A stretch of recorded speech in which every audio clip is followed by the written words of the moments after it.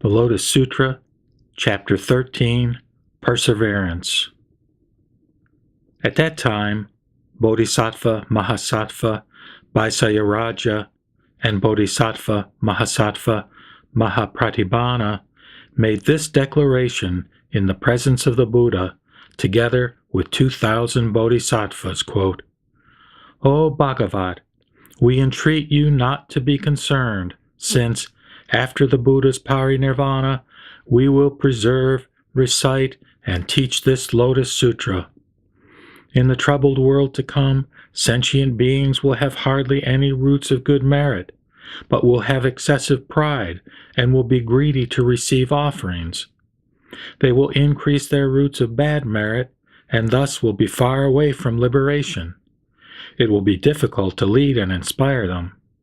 Therefore, we will produce the power of great patience and recite, preserve, teach, and copy this sutra, as well as pay it homage in various ways, even willingly giving up our bodies and lives." Close quote.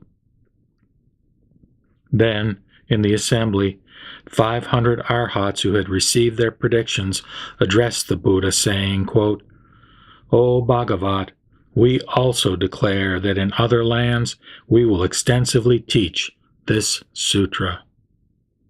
Moreover, 8,000 of those who had received their predictions, including those who had more to learn and those who did not, rose from their seats and with their palms pressed together, faced the Buddha and made this declaration, quote, "O Bhagavat, we also will extensively teach this sutra in other lands.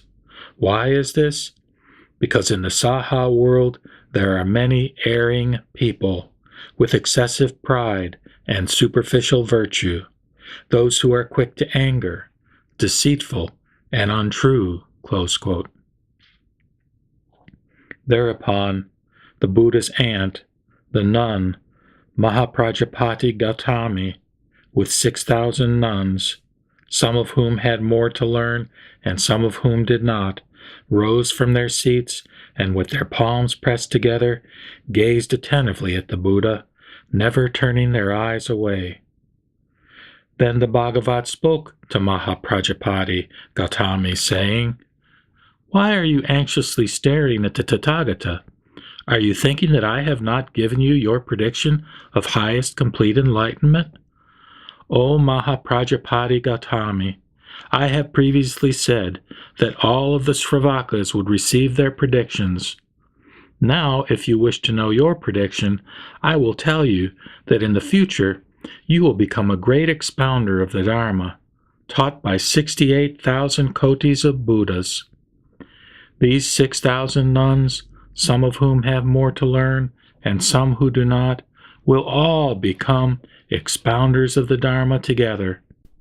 In this way, you will gradually be able to complete the Bodhisattva path and become a Buddha called Sarvaryupasam Darsana, a Tathagata, Arhat, completely enlightened, perfect in knowledge and conduct, well departed, knower of the world, unsurpassed, tamer of humans, teacher of devas and humans, Buddha, Bhagavat. O Mahaprajapati Gautami, this Buddha Sarvaryu Pasamadarsana will give predictions of highest complete enlightenment one by one to bodhisattvas totaling 6,000 in number." Close quote. Then the nun Yasodhara, the mother of Rahula, thought this, quote, "While giving the predictions, the only name the Bhagavat did not mention was mine." The Buddha addressed Yasodhara, saying, quote, "In the future, you will cultivate the bodhisattva practice of the teachings of hundreds of thousands of myriads of kotis of Buddhas. You will become a great expounder of the Dharma and gradually complete the Buddha path.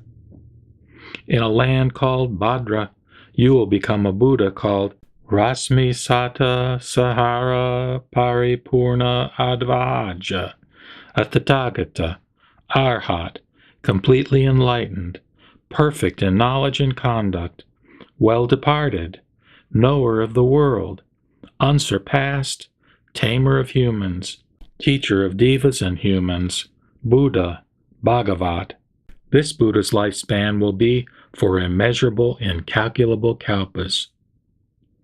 At that time, the nun Mahaprajapati Gautami and the nun Yashodhara, together with their attendants, all rejoiced greatly at having attained such an unprecedented experience. In the presence of the Buddha, they immediately spoke in verse, saying, "O Bhagavat, as a great leader, you bring ease to devas and humans. Having heard our predictions, our minds are at peace, and we are content."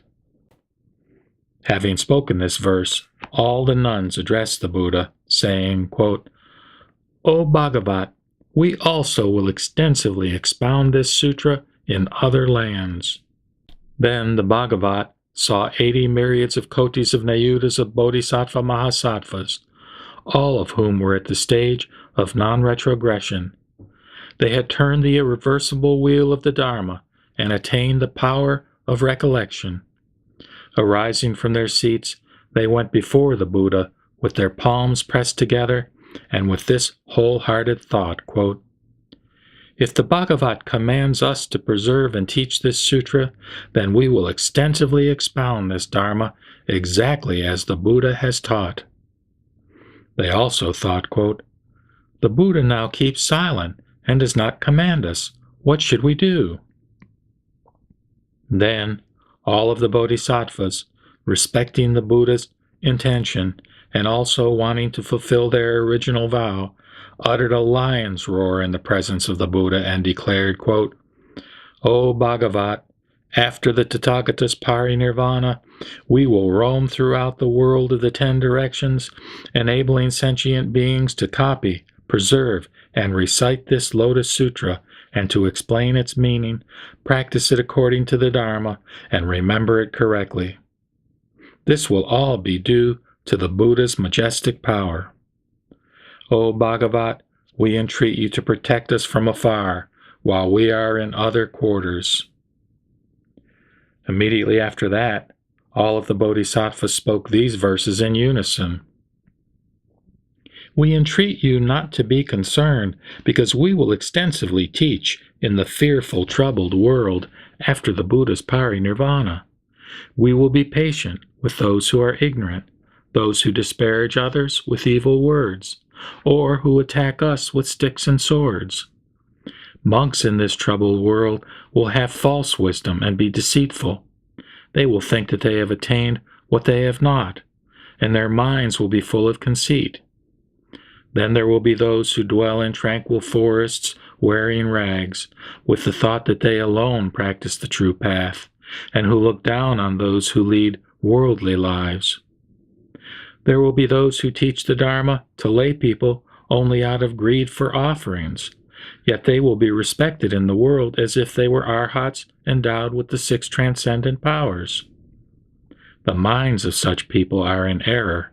They are always thinking about worldly matters, and they enjoy pointing out our faults, playing the role of the forest dwellers. Thus they will say things such as, quote, "All of these monks here teach heretical doctrines because they are greedy for profit. They have fabricated this sutra to deceive the people of the world, and they explain this sutra out of desire for fame," close quote. They always want to slander us in the great assembly.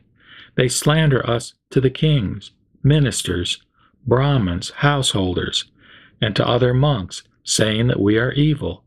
They say, quote, "These are people of false views who teach heretical doctrines," close quote. Since we revere the Buddha, we will be patient with their wickedness.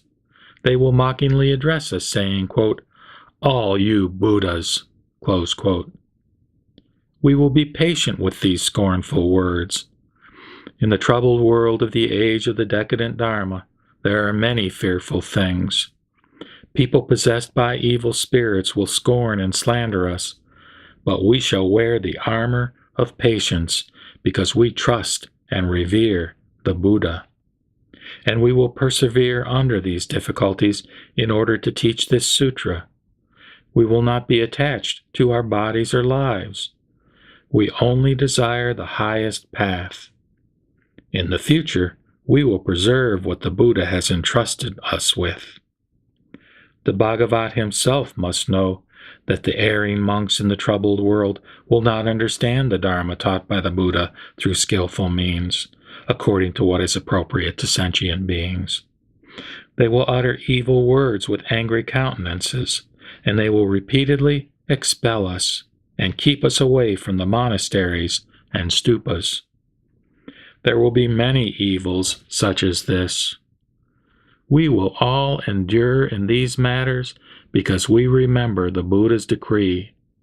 If there are any people seeking this Dharma in villages or cities, we will all go there and teach the Dharma entrusted to us by the Buddha. Because we are the Bhagavat's ambassadors, wherever we go we have nothing to fear. We will skillfully teach the Dharma.